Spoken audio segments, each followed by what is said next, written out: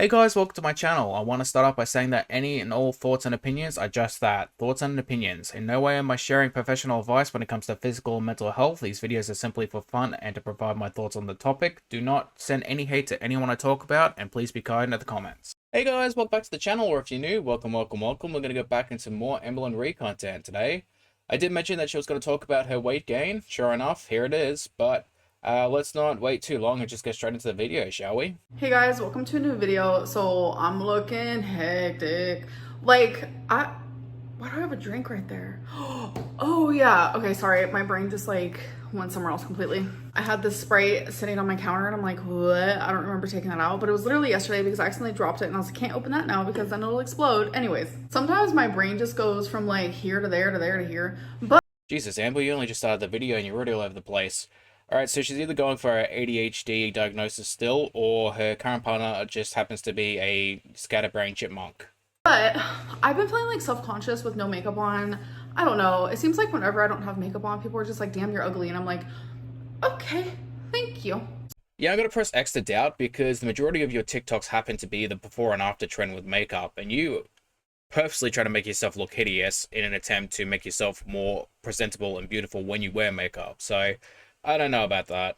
So obviously that makes me feel super self-conscious because I already actually think that. And makeup does make me look better. I know. And when my hair's down and stuff, and like when my hair's up like this, people are like, oh, look, the poop bun or the depression bun. And I'm just like, no, I literally just didn't feel like wearing my hair down.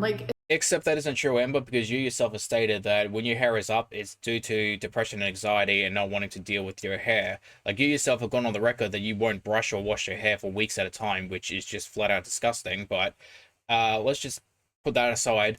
We all know that the only times you don't do those type of things and you don't wear your hair down is when you have got a partner, because now you can just put less effort into looking presentable and attempting to find a partner because you now have one. That's all it is.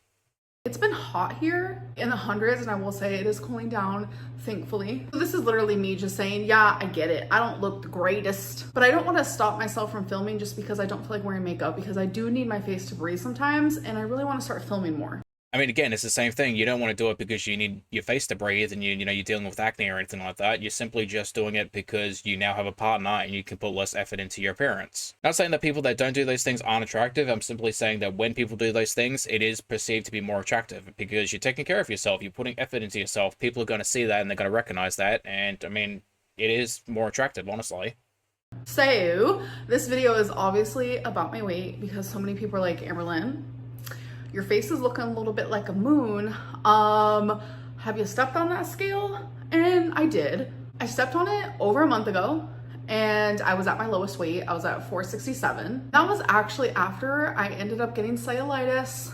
I did not tell you guys that, but I did get cellulitis in my lymphedema leg, which does happen a few times a year, unfortunately. No matter how clean you are, it's really easy to get cellulitis in your lymphedema, especially the first time I ever got it, I was 16. So I'm very prone to it now. And I'm telling you, when I get cellulitis, I get super sick. So then shouldn't that stand to reason you would want to do things in order to fix your lymphedema? And yes, it's obviously going to be a permanent thing, but you can still get lymphatic massages, you can get like compression socks, you can go on a keto-based diet that's low on carbs and salts and stuff like that, sodium, so that way you can lose weight, manage it, eat healthier, and eventually get surgery to potentially remove most, if not all of it, and try to manage it for the rest of your life.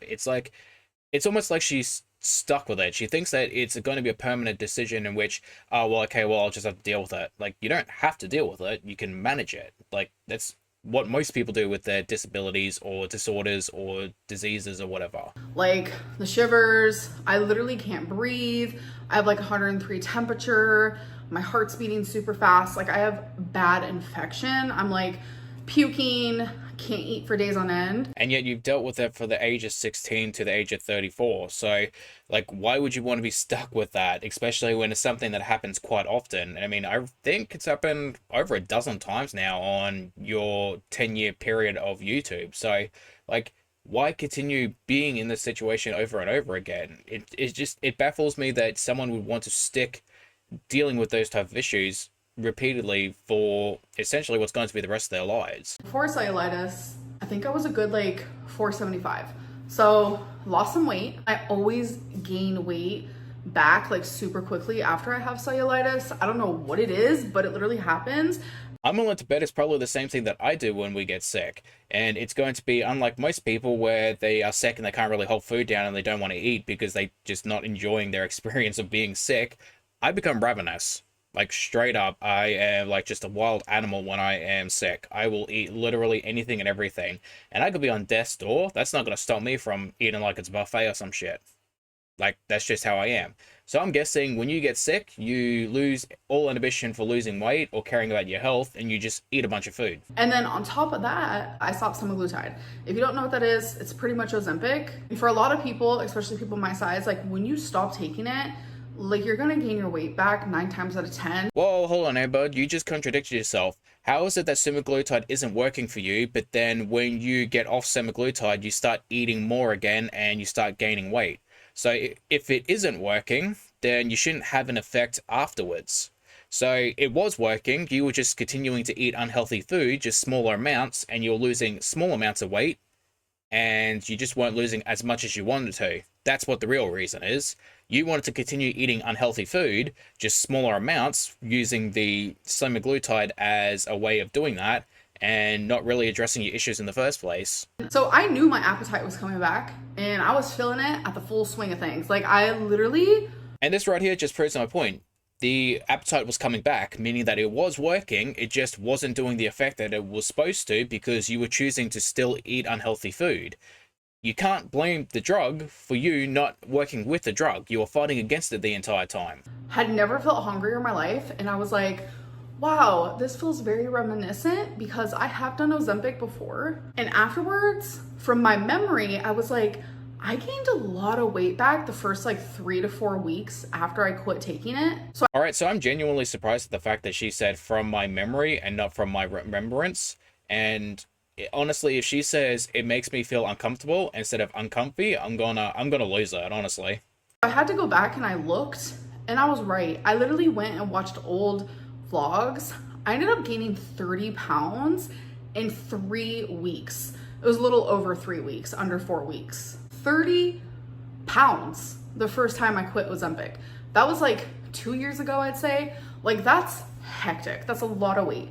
So when I saw that, and then I was like seeing the comments where people were like, girl, you're bigger than ever. And it's like, I noticed my weight gain a little bit, especially like in my face and like in my stomach area. So then I started getting into my head and I was like, oh my God, have I gained 30 pounds like what happened last time? So anyways, I did step on the scale today and I did gain weight. It is correct. I've gained 17 pounds. And Alright, I don't want to be that person, except I am going to be exactly that person. And I'm going to say I don't believe you. I want to hear the scale say it itself. I want that digital voice to tell me it is exactly 17 pounds, because I'm not believing that, Amber. Plus, I can't really say anyone is actually surprised at this, because you started dating a feeder, and at the same time that you really started getting serious with her, you decided to quit semaglutide, and now that you're seeing her on an off-and-on basis, you're now gaining weight. Like, could you really help the allegations at all? Like, you're really making it worse. You're just proving everyone right by gaining weight again. and it's not 30. It's not 30 in 3 weeks, but it is 17 in about 5 weeks, which is kind of hectic. I'm not gonna lie. It's so weird. When I gain weight, it usually is hardcore stored in my legs at first, but for some reason, it's in my face. I don't know. Full moon tonight is definitely happening. I'm not gonna lie to you. I hate when she says it's stored on her legs first, because she just justify it by saying, well, it's my lipedema. No, Amber, like, don't do that. It's never going to be like that. It's going to go straight to your face. We all know this. Please don't play that game with us. We're not stupid. So my initial reaction was, wow, I'm really proud that I didn't actually gain 30 pounds. I only gained 17, but it's like... This girl cannot be for real. Your initial reaction to gaining 17 pounds at 480 pounds is, oh, well, at least it's not 30 pounds. Like, are you genuinely serious with me right now? Like, what kind of achievement is that? Well, at least I didn't gain 30 pounds. Okay, but are we ignoring the fact that you went on a weight loss journey starting at 300 pounds and then you went to 600 pounds at one point and now you're in between still? So you've still got a lot more weight to lose. So I don't know where exactly is the trophy in, at least they didn't gain more weight. That's not a victory. It's not. Like, I shouldn't have gained weight at all. But, like, I knew stopping semaglutide deep down, it was going to happen because it happened last time. So stopping semaglutide was always going to cause you to gain weight, and you knew that from the very beginning. So you preemptively lied, saying that it wasn't working when it was working. It just wasn't giving you the desired effect you wanted. And you were hoping to lose, 400 pounds in a matter of a month or so. And now that it's no longer working, you're gaining weight, you knew it was going to happen from the very beginning. So why did you stop it in the first place? The only thing we can guess is the fact that you started dating a feeder. So I did flirt with the idea of actually going back on semaglutide, but I was like, it wasn't really working. You literally just said the fact that when you stopped, your appetite came back, so it was working. Stop saying that it wasn't working when you have a negative effect from getting off the drug in the first place. Oh my god, how stupid is she? Worked for the first few weeks, not for the second. Like, when I doubled my dose, it was like my body was like, nah, we ain't gonna actually have that work anymore. So with semaglutide, which is pretty much Ozempic, it helps with like your appetite when it comes to like down here. Your down here appetite. I'm explaining this for dummies because it's how it had to be explained to me. So that checks out. It's how I can explain it the best. But there is another weight loss injection, which is Monjuro. The compounded version or off-brand version or whatever it's called starts with a T. I'm not quite remembering it right now, but it helps with the receptors down here, but also in your brain. And that's one I've never done before. So my girlfriend Tommy was like, try that. Like, try that instead. So you don't actually want to put in the work to better yourself and actually get off the drug eventually. You just want a permanent solution to your troubles by getting a drug that will chemically castrate your hunger instead of, doing the right thing and going to a therapist. Because that is another option, because I was like, semaglutide's not working. Like, it was working, you were just not doing the right thing. When I first wanted to quit semaglutide, she was like, don't. Keep going, keep going. My mom was like, don't. Keep going, keep going. And I was like, I'm not gonna listen to anyone but myself. Says the narcissist who gained 500 pounds because of intuitive eating. But now that I'm realizing, like, I gained my weight back so fast. That's not what I want for my life. Like, I don't want to gain weight. That's not what I want. I like having better mobility. I like having better stamina. I like being able to move more and be more fluid in my movement. Amber, you are not nimble, you are not graceful, and you sure as hell not fluid in your movements. You're about as jerky as an animatronic in Five Nights at Freddy's. And I like going out and like doing things. And I don't like my face to look so puffy. So my girlfriend was like, how would I try Monjuro with you? And I was like, you literally don't need it. Like, you literally don't. So no, thank you. I appreciate the support. Now, Emily has a bit of extra weight. She's not morbidly obese or anything like that, but she could lose a little bit of weight on her own, and she certainly doesn't need to take a medication that could potentially give her an ED by, taking away her appetite, and then once she gets off of it, gain that weight back because her appetite suddenly just goes all the way up and it causes her to binge. If she wants to eat healthier with me or like count calories, like, sure, but I don't want her to like go on a whole ass medicine just to support me, because I feel like she can do that in like several different ways than like actually starting a medication, because that's a lot. I'm not going to pretend like I'm a nutritionist or someone who's well versed in food. Like, I have autism, and because of that, it causes me to really eat the same foods over and over again. I'm comfortable perfectly eating the same food for weeks on end because that's just what I do. Now, that being said, I know how to properly pair foods, I know how to properly season foods, and I know how to do that type of stuff. And when I say that I'm perfectly fine eating the same meal for a whole month, breakfast, lunch, and dinner, I'm perfectly fine with doing that. Even I would get bored with the same things that Amber makes over and over again because she does not know how to properly cook or make nutritious food. A lot of the food she makes is just flat out terrible, and when she goes out, she orders things that don't really pair together or really things she just shouldn't eat. Throwing a bunch of broccoli in a bunch of unhealthy food doesn't suddenly make it healthy. Throwing a piece of salmon on a bunch of mashed potatoes doesn't suddenly make the food healthy. Like, that's not how it really works, Amber. So you can't really say that the two of you is going to start eating healthy because she's not going to do that and you're sure as hell not going to do that. But I just thought that was sweet of her. Honestly, Amber, bless your heart, because you have no idea, even as a manipulator, you have no idea how deep in shit you really are. Seriously.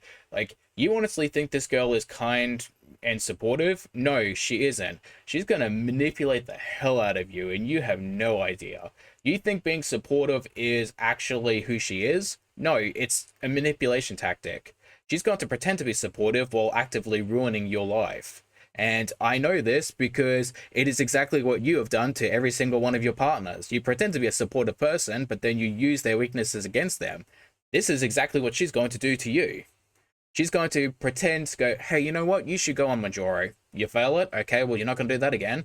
All right, go on Ozempic. Well, you failed that. You're not going to do that again. Semaglutide? Well, you failed that. Well, let's go on to the next one. And you're going to keep doing that until you basically go through all of the diets, all through the weight loss drugs, and you're not going to go through surgery because you know that you're going to fail that too. So once that fails and you get into that cycle of gaining weight and losing weight with each diet, she's going to slowly implant the ideas of you wanting to eat unhealthy food in your head. She's not going to outright say, hey, let's go get pizza. Hey, let's go get orange chicken. Hey, let's go get Chinese. What she's going to do is say, hey, I'm really hungry. I'm feeling like some Chinese, but I know that you don't want it. I know that you're trying to eat healthy, and you're going to go, oh shit, I want Chinese too. And then you're going to go, it's all right, we can have one cheat day. And then that one cheat day is going to turn into 2 cheat days, and then 3, and then 4, and then 5, and next thing you know, you're 500, 600, 700 pounds on your way to your grave. So me going back on a weight loss injection is definitely something I am really truly thinking about because I think I need it. Gaining weight, it's what I do. Like you guys saw the first video I've ever posted. Since then, I'm up like 120 pounds. My name's Amberlynn and I wanted to start a YouTube channel for weight loss. I see a lot of videos of other people doing it and it's so motivating. And last time I went in was, I think about a week ago. I was at 368 or something like that. I'm probably a little higher now. I'll be weighing in tomorrow and I can make a video stating my weigh-in. My highest weight was 420, but that's my known weight, so it could be even higher than that. And it just seems like every single diet that I do, if I am successful on it, I'm successful, but then the minute I stop it, I gain back weight, gain back even more weight, and it's just been a vicious cycle my whole life, like literally since I was 11. Yeah, no shit, Amber, because a diet is not a temporary thing. It is a lifestyle choice. You're supposed to change your lifestyle to meet those choices in order to lose weight. You're supposed to keep it off and you're supposed to keep going. It's not something that is supposed to be temporary. Like, people make it much harder than they think it is. It's not rocket science. If you go from 3,000 calories down to 1,500 calories and you lose a bunch of weight and then you go back up to 3,000 calories, of course you're going to, gain weight again. Like, 1 + 1 = 2. Of course, there is other contributing factors that bring up weight loss and, weight gain. It's not simply calories in and out, but I'm simply talking on the concept of diets itself. And diets are not meant to be temporary things. I'm not talking about, different disorders, especially when it comes to women and diseases and, periods and stuff like that. Those things are going to affect women more so than men, but it's not simply just calories in and out. When it comes to those things, I'm simply talking on diets itself. Just something I've constantly struggled with. So what I'm gonna do now is literally just get back to the basics. I'm just gonna count calories, like calories in, calories out. It's literally that simple sometimes. For the mass majority of people, it is pretty easy to really count calories, except you have an ED along with myself and Foodie Beauty and Glitters and Lasers and stuff like that. You can't simply just count calories because you're just going to binge eventually. Go to a therapist, work out your issues, and then start the diet. Your mental health is more important than your physical health when it comes to these things because you have a disorder. I'm gonna allow myself what I want to eat. I have a calorie goal of how much I want to eat in a day. So what does that mean for like my channel and what do you expect? I'm gonna update you guys randomly, maybe do some what I ate today videos, some weigh-in videos. I'm just gonna adjust as I go, whether that be with my calories, what I'm eating. So long story short, it's a weight loss channel again, and then you're going to inevitably fail, and it's not going to be a weight loss channel, it's going to be a lifestyle channel or a vlog channel, and anyone who really brings it up, you're just going to shit on them because you're getting everyone whiplash and no one can really understand what the hell's going on in your life. The type of content I want to put up on my channel, it's very Amberlynn coded. Go with the flow. But one thing for sure, I'm not giving up. I'm not giving up on the weight loss, not giving up on my YouTube channel. Except that's your entire personality because you failed every single one of your diets, you failed every single drug that you've been on to lose weight, you failed your YouTube schedule, and hell, you even failed weight loss surgery. Like, you didn't even go through with it. You don't understand what it means to fail because you never succeeded in your life. Your entire life is a failure. And that's not to hate on you, that's simply to point out that you have never stuck to anything because the moment it gets hard, you just give up. And how you could to really say that you're not going to fail YouTube when you can't even do 8 to 10 minutes a day. You have 24 hours every single day to yourself to do anything you wish, and yet you can't even stick to a 8 to 10 minute schedule a day.